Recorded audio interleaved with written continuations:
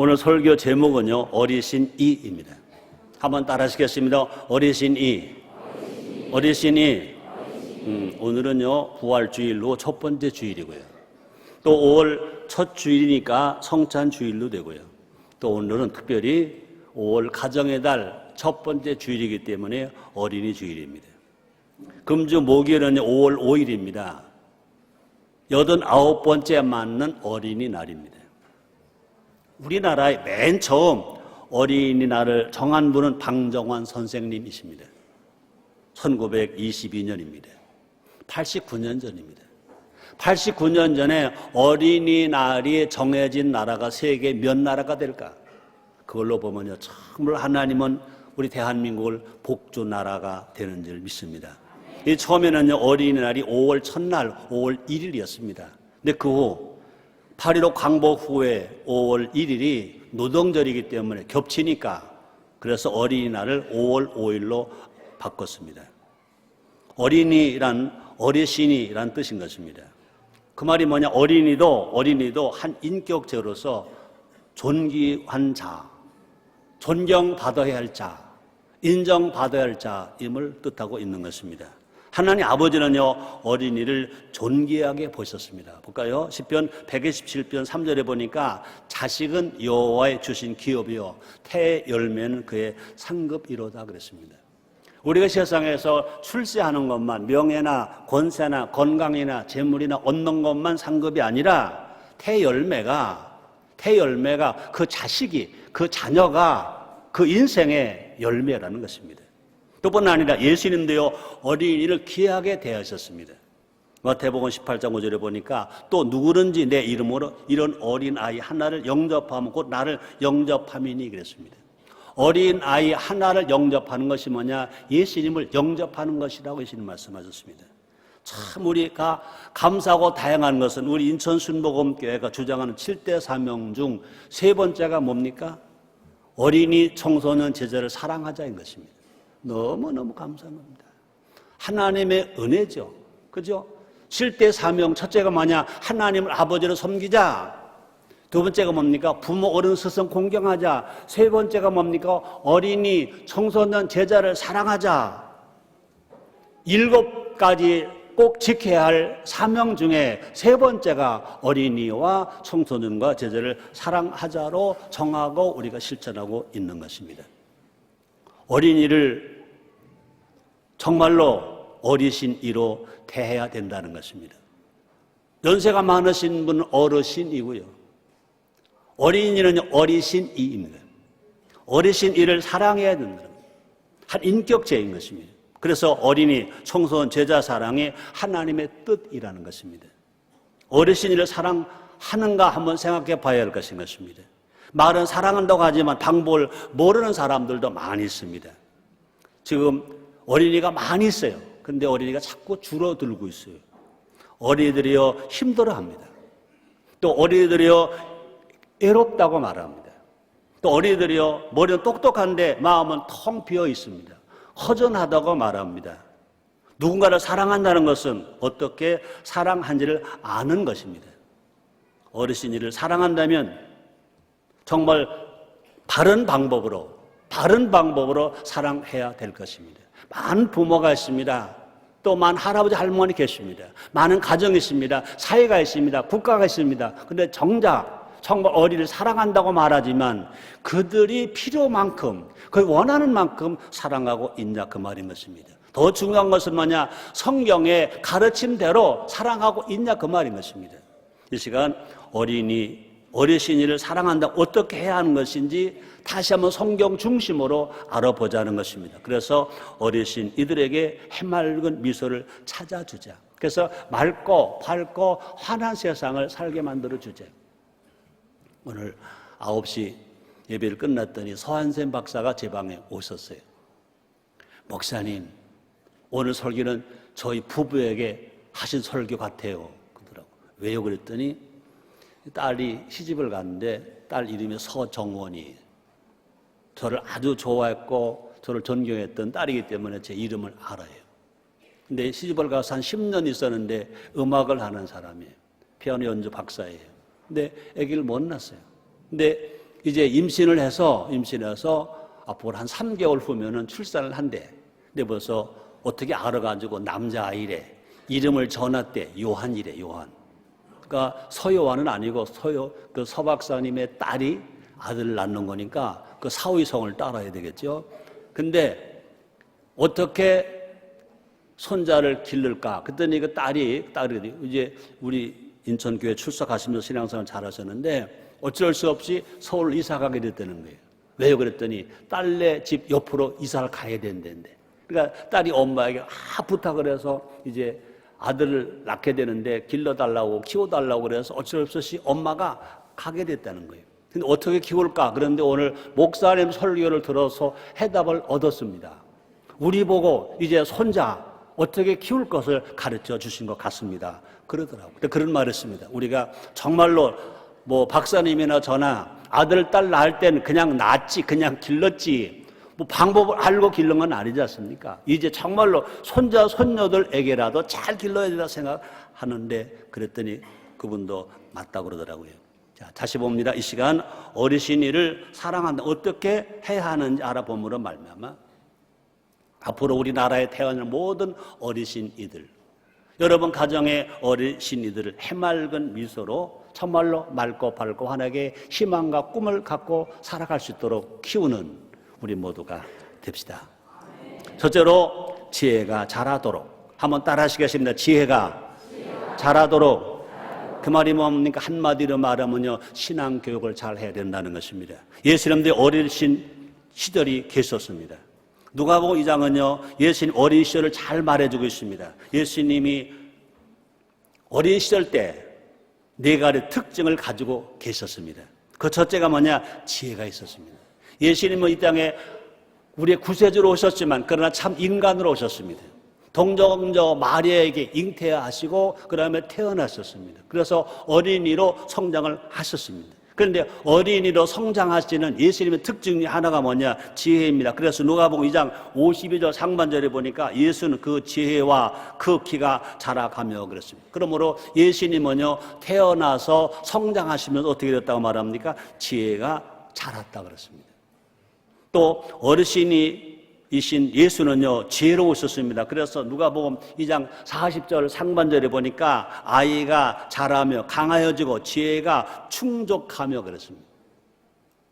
얼마나 지혜로우셨던지요, 율법 선생들이 깜짝 놀랐습니다. 12살밖에 안 되신 예수님이 말씀하실 때 그 율법 선생들이 너무나 깜짝 놀랐습니다. 이렇게 기록되고 있습니다. 누가복음 2장 46절로 47절입니다. 사흘 후에 성전에서 만난 즉 그가 선생들 중에 앉으사 저희에게 듣기도 하시며 묻기도 하시니 듣는 자가 다 그 지혜와 대답을 귀히 여기더라. 그러니까 율법 선생들에게 예수님, 어린 예수님, 12살밖에 안 되신 예수님이 질문합니다. 또 듣습니다. 근데 그 지혜와 그 대답을 너무 깜짝 놀랄, 그래서 지혜로운 대답을 하니까 다 놀랬다는 것입니다. 그 당시 예수님은요, 겨우 12살밖에 안 되셨을 때입니다. 우리 어린이들도요, 지혜가 자라도록 양육해야 할 것입니다. 우리 아들, 딸들도, 우리 손자, 손녀들도 뿐 아니라 교회의 어린이들도 뿐 아니라 우리 사회의 어린이들도, 나라의 어린이들도, 대한민국의 어린이들도 마찬가지입니다. 그러므로 지혜야말로 최고의 선물이다. 자녀에게, 특별히 어린이에게 줄 최고의 선물이 뭐냐? 지혜라는 것입니다. 성경이 이렇게 말합니다. 잠언서 3장 13절 14절입니다. 지혜를 얻은 자와 명철을 얻은 자는 복이 있나니 이는 지혜를 얻는 것이 은을 얻는 것보다 낫고 그 이익이 정금보다 나음이니라 그렇습니다. 그러므로 복 중에 복이 뭐냐? 지혜를 얻고 명철 얻는 것이 복이다 그랬습니다. 이거 분명히 하나님 말씀이 기록된 것입니다. 잠언을 기록한 솔로몬이 기록한 것입니다. 그러므로 우리가 뭐 건강하다, 아름답다, 뭐 물질이 많다, 또 명예가 있다, 권세가 있다, 그것만이 복이 아니라 진짜 하나님 인정하신 복은 뭐냐? 지혜로운 것이 복이라는 것입니다. 또 명철이 복이라고 그랬습니다. 자, 그럼 지혜가 뭐냐? 지혜가 뭐냐? 이렇게 성경을 말합니다. 듣는 마음. 한번 따라 하시겠습니다. 듣는 마음. 우리 신앙도요, 누가 복을 받습니까? 말씀을 듣는 마음을 가지고 겸손하게 듣는 사람이 복을 받습니다. 열왕기상 3장 9절에 보니까 이렇게 말합니다. 누가 주의 이 많은 백성을 재판할 수 있사오리까? 지혜로운 마음을 종에게 주사 주의 백성을 재판하여 선악을 분별하게 하옵소서. 이거는 잘 아시는 대로 솔로몬이 어려서 왕이 되었습니다. 아버지 다윗의 법도를 지켰습니다. 하나님을 사랑했습니다. 그 다음에 일천번제를 드렸습니다. 일천번제가 끝나고 나니까 하나님께서 나타나셔서 솔로몬 젊은 왕에게, 어린 왕에게 말합니다. 내가 너에게 무엇을 주길 원하느냐 그랬습니다. 근데 하나님은요, 혹시라도 이제 부와 또 건강과 명예를 달라고 그럴 줄 알았습니다. 그런데 깜짝 놀라게도 하나님만 감동시켜 주신 것입니다. 나에게 지혜로움을 주시옵소서. 다시 읽어드립니다. 누가 주 이 많은 백성을 재판할 수 있사오리까? 지혜로운 마음을 종에게 주사 주의 백성을 재판하여 선악을 분별하게 하옵소서 그랬습니다. 그래서 솔로몬이 구한 것은 뭡니까? 지혜로운 마음, 듣는 마음, 복종한 마음, 순종한 마음. 그러므로 지혜로운 마음이 뭐냐? 하나님의 말씀을 듣는 마음, 또 뿐 아니라 하나님의 명령에 복종하는 마음, 하나님의 명령에 순종한 마음, 이게 지혜로운 마음인 것입니다. 하나님 아버지의 말씀을 듣고 순종하는 것이 지혜라고 그랬습니다. 볼까요? 잠언서 9장 10절입니다. 여호와를 경외하는 것이 지혜의 근본이요 거룩하신 자를 아는 것이 명철이니라, 이렇게 말씀했습니다. 그러므로 어르신이에게 말씀을 들려줘야 된다는 것입니다. 우리는요, 너무나 많은 사람들이 학벌 좋은 것을 원합니다. 그래서 지식을 얻기 위해서 학원을 보냅니다. 영어 잘하고 해서 영어 학원을 보냅니다. 영어 단을 많이 하게 합니다. 좋은 대학 가게 합니다. 물론 다 필요한 것입니다. 그런데 그거보다 더 중요한 것이 뭐냐? 우선할 것이 뭐냐? 지혜라는 것입니다. 지식도 있어야 되고 영어 공부도 많이 해야 되고 토플 시험도 잘 봐야 되고 좋은 대학도 가야 되는데 그거보다 더 중요한 것이 뭐냐? 우선할 것이 뭐냐? 지혜라고 말합니다. 볼까요? 잠언 4장 7절입니다. 지혜가 제일이니 지혜를 얻으라. 물은 너희 얻을 것을 가져 명철을 얻을지니라. 첫째가 뭐냐? 제1이 뭐냐? 명예나 지식이나 학벌보다 더 첫째가 뭐냐? 지혜라고 그랬습니다. 그래서 지혜를 얻으라 그랬습니다. 근데 이 지혜가 어디서부터 얻어질 수 있느냐?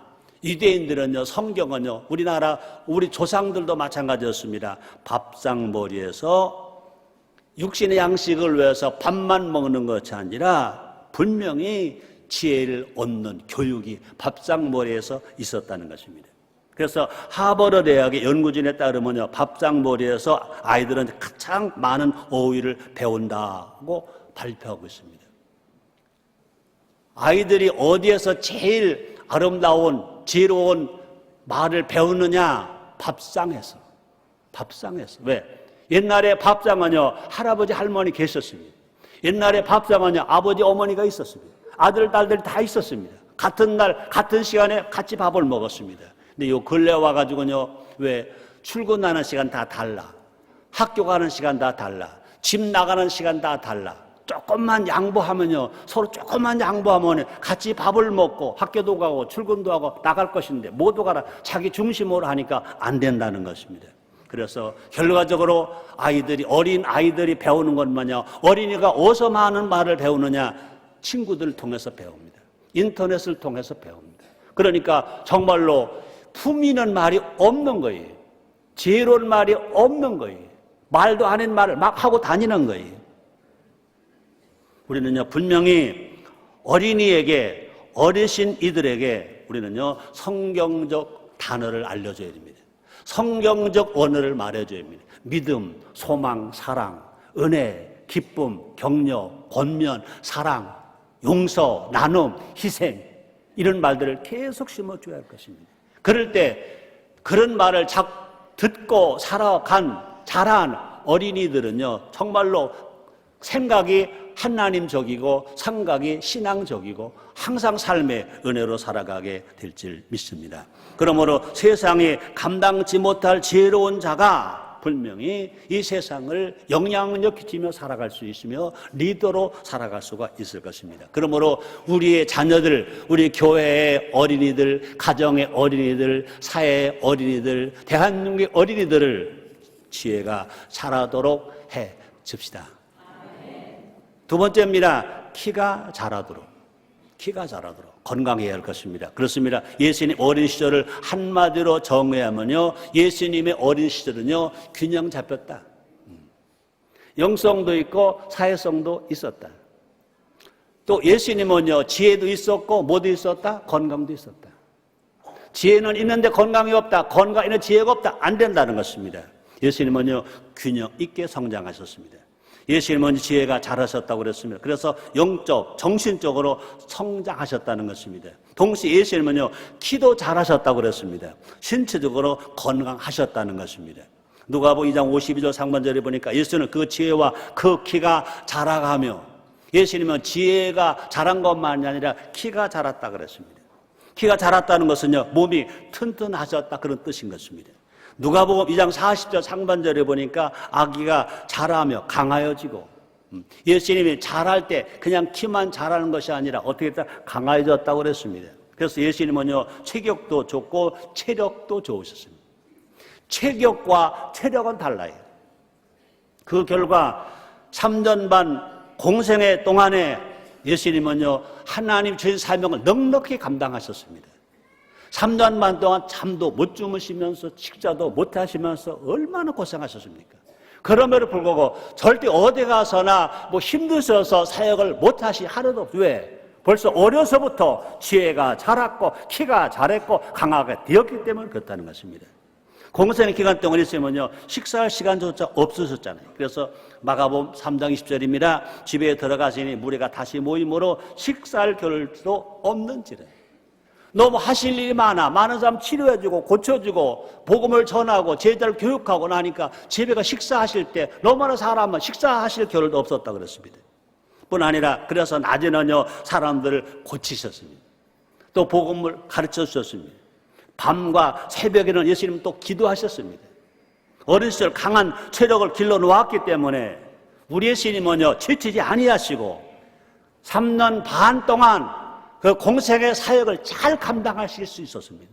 또뿐 아니라 정말로 어려서 강한 체력을 길러 놓으셨기 때문에 사명을 완수하실 그 힘을 가지셨다는 것입니다. 요즘 어린이들은요, 다 체격은 좋아졌대. 우리가 어렸을 때보다 다 좋아졌대. 저도 하나님 은혜로 키가 이만큼 컸어요. 제가 176cm예요. 몸무게는 70이에요. 별거 다 얘기하네. 허리는 얼마일까요? 35예요. 근데 참 나 하늘 감사한 것이 내가 친구들보다 못 먹었거든요. 고생했거든요. 근데 친구들보다 내가 키가 커. 이게 하나님 은혜예요. 자, 그런데 지금 학생들에 비교하면요, 난 어린도 없어요. 내가 엘리베이터에 가끔 고등학교 다니는 학생들을 엘리베이터 만나거든요. 근데 그 친구들 나를 이렇게 봐요. 난 걔를 이렇게 보고. 키가 너무너무 커졌어요. 너무너무 커졌다고. 그런데 체격은 좋은데 체력은 약하다는 거죠. 보기는 큰데 실제로 턱걸이가 약하다는 거죠. 팔굽혀 펴기가 약하다는 거죠. 그래서 현대 우리의 자녀들이 겉만 보기에 좋지 내신 없다는 말을 한다는 것입니다. 심지어 아직 어린데도 성인병에 걸려 있다는 거예요. 아이들까지 암에 걸렸습니다. 무슨 암 제가 말하지는 않겠습니다. 우리가 분명히 아는 것은 건강한 신체에서 건강한 마음이 나온다. 건강한 신체에서 건강한 정신이 나온다. 그래서 몸이 튼튼해야 공부도 오래 견딜 수 있습니다.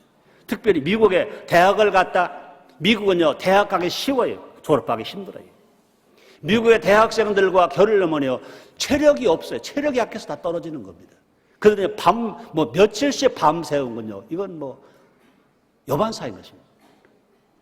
그냥 며칠씩 밤을 새우는 거예요. 중요한 건 뭐냐, 그들이 어렸을 때, 초등학교 때, 중학교 때, 고등학교 때 체력을 단련했기 때문에 그들은요, 대학교에서 며칠씩 밤을 새워도 거뜬히 이겨나가는 것입니다. 아마 우리 여태명은 가서 놀랬었을 거예요. 그죠?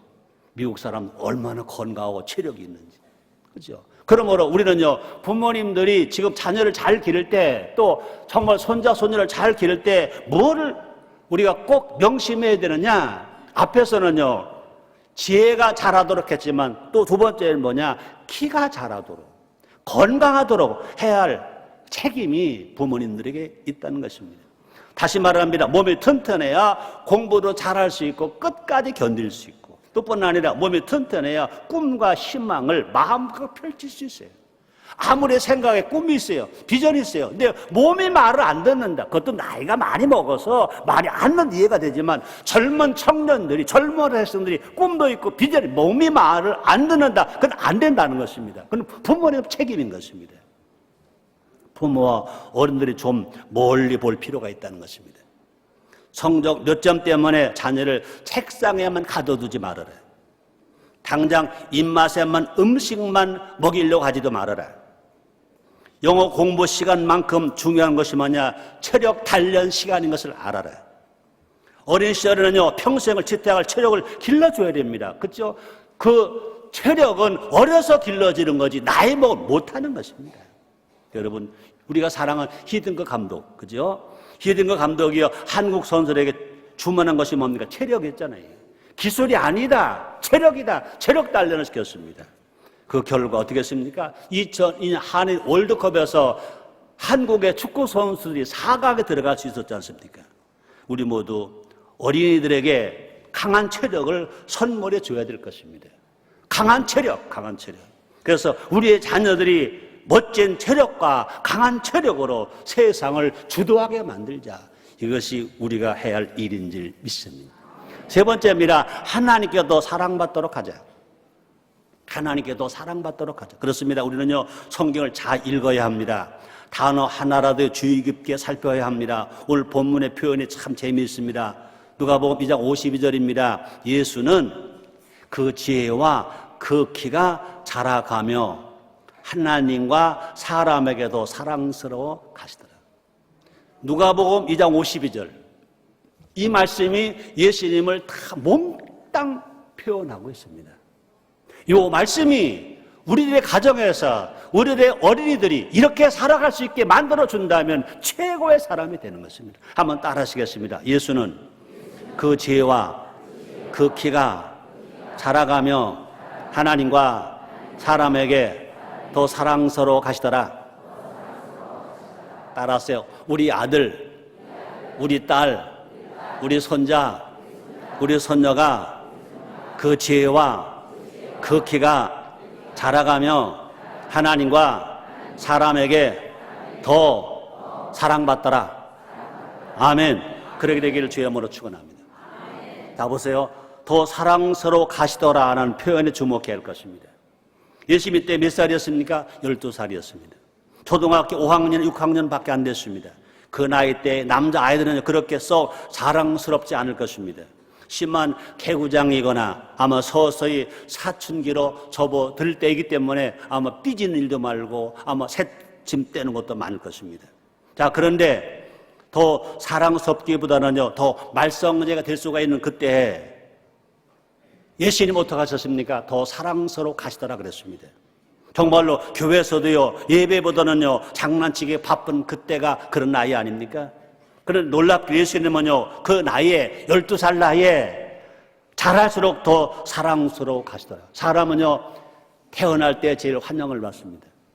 또 100일이 되면 또 사랑받습니다. 또 돌잔치 합니다. 그런데 커가면서 구박도 받고 매도 받습니다.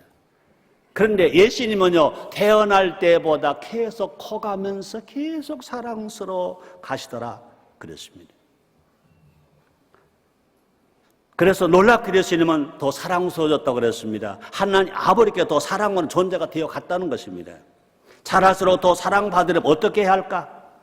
자, 어린이들을 어떻게 키워야 할까?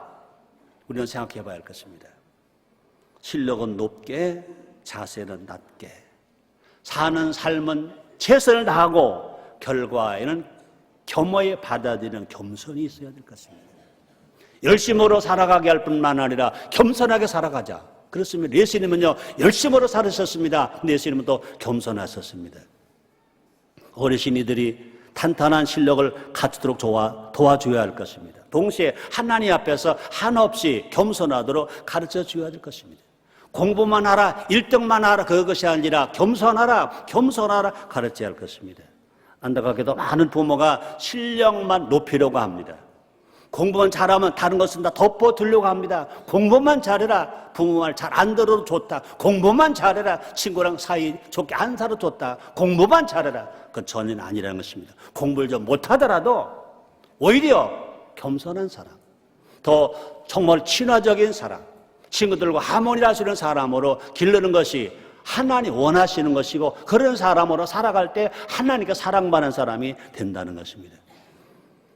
인격이 덜 된 명문 대학생은 마치 뭐와 같으냐? 브레이크 없는 자동차 같다, 그런 말이 있습니다. 브레이크 없는 자동차 사고만 칩니다. 인격이 없어요. 공부는 잘해. 명문대학 나왔어요. 그런 이 사회에 사고만 치는 사고 뭉치밖에 될 수 없습니다. 달리면 달릴수록 위험한 존재입니다. 나가서 활동할수록 사회를 어둡게 만들 것입니다. 더구나 하나님은요, 뭐라고 말합니까? 교만한 자를 싫어하신다고 그랬습니다. 야고보서 4장 6절 하반절입니다. 하나님이 교만한 자를 물리치시고 겸손한 자에게 은혜를 주신다 하였느니라. 예수님 겸손하셨습니다. 복가의 마태복음 11장 29절에 보니까 난 마음 온유하고 겸손하니 나의 멍에를 메고 내게 배우라. 그래야만 너희 마음이 쉼을 얻으리니 말씀했습니다. 하나님 아버지와 사람 앞에서 겸손해야 된다는 것입니다. 그럼 우리 자녀에게 뭘 가르쳐야 될 것이냐? 공부만 가르치지 말고 겸손을 가르쳐요. 교회도 마찬가지입니다. 은혜 받으라만 가르치지 말고 복 받으라만 가르치지 말고 겸손하라 가르치는 교회가 정말로 사람을 살리는 교회가 되는 줄 믿습니다. 하나님 아버지께서 만왕의 왕이잖아요. 또 만주의 주가 되시잖아요. 그러므로 하나님 아버지만이 높임을 받으셔야 함을 가르쳐야 될 것입니다. 예배를 받을 분은 오직 하나님이시다. 높임을 받을 하나님이시다. 가르쳐야 됩니다. 아무리 그 아들이 내 때 독자라 하더라도, 그 딸이 또 무남 동료 애딸을 하더라도, 교회 와서 예배 드릴 때는 하나님의 사랑을 받으려면 하나님을 두려워하고 하나님을 사랑하고 하나님을 경배하고 하나님을 예배하는 것이다. 그래서 10계명 중에 제1계명, 하나님의 다른 신이 없다. 형상을 만들고 절하지 말아라. 하나님 이름 망령되게 부르지 말아라. 주의를 거룩하게 지켜라. 이걸 가르쳐야 된다는 것입니다. 그래야 하면 우리의 자녀들이 하나님 아버지께 더 사랑을 받게 된다는 것입니다. 그래야만 우리의 자녀 누가 책임지시냐? 하나님 아버지가 책임져 주신다는 것입니다. 하나님 아버지께서 우리의 자녀들을 더 높여주시는 것입니다. 네 번째 마지막입니다. 사람들에게도 더 사랑받도록. 한번 따라 하시겠습니다. 사람들에게도 더 사랑받도록. 그렇습니다. 예수님은요, 사람에게도 사랑받는 분이셨습니다. 잠깐 사랑받는 것이 아니라 언제나 더 사랑받으셨다고 그랬습니다. 복가 누가복음 2장 52절 하반절입니다. 하나님과 사람에게, 잘 들으세요.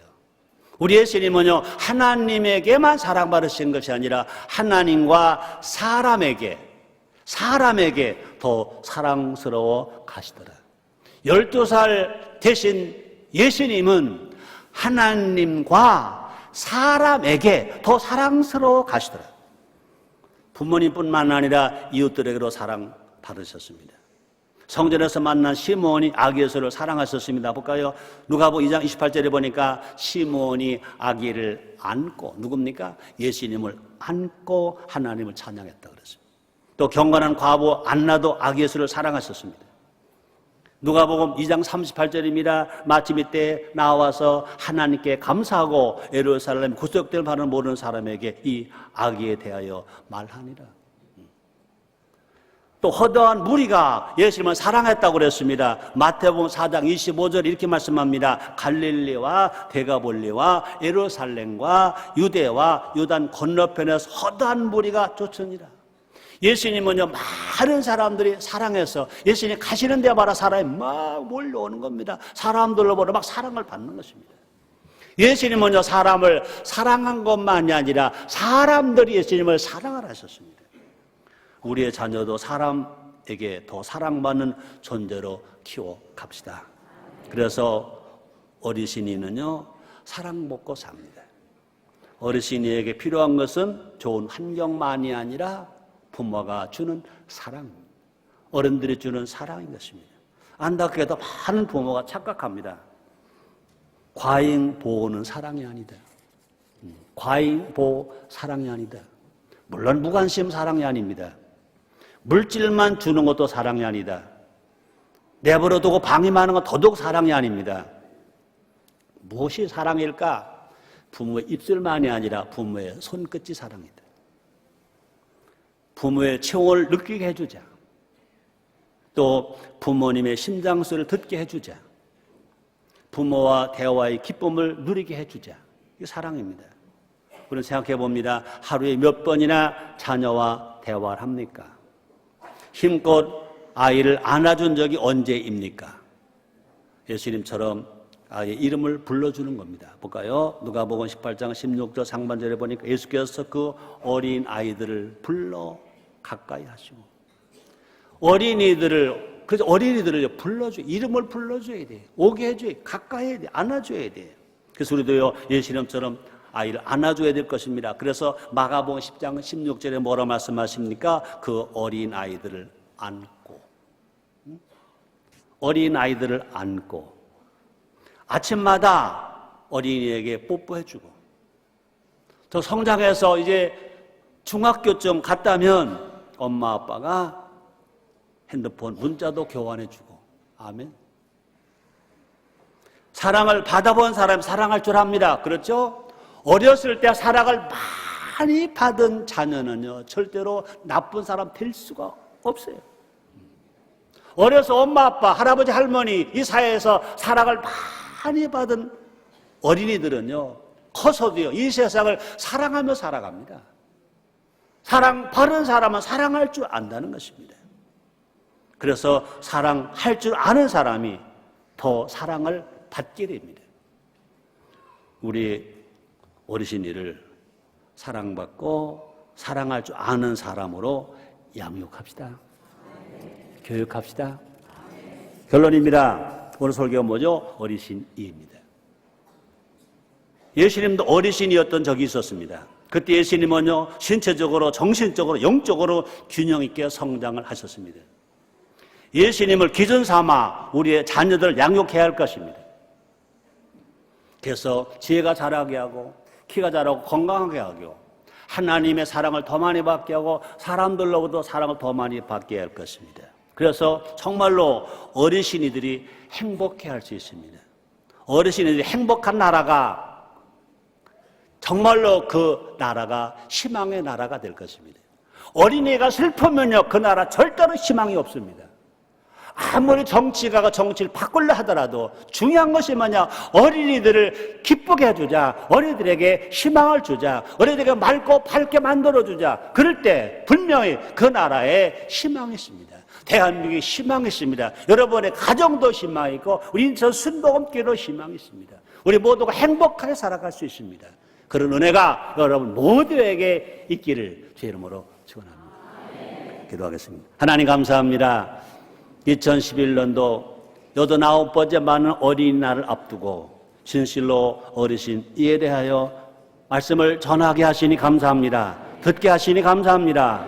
정말로 어린이들이 맑고 밝고 환하게 살 수 있는 사회가, 가정이, 교회가 되게 하여 주시옵소서. 하나님 그들을 복 주시니 감사합니다. 예수님의 이름으로 기도드리옵나이다.